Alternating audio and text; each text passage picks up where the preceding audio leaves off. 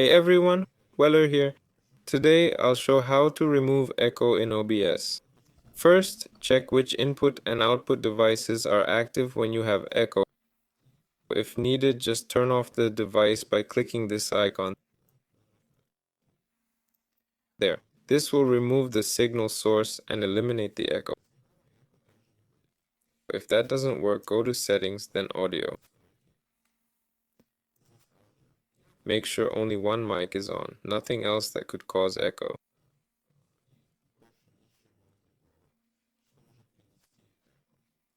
If device issues persist, try updating the drivers. A filter can also help. Click the three dots next to the device causing echo. Hit filter, then plus. There's noise suppression.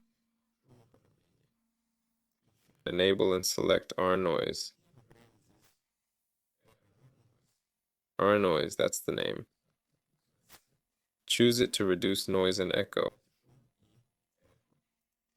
That's it. This was Weller. Bye everyone. Hope this helped.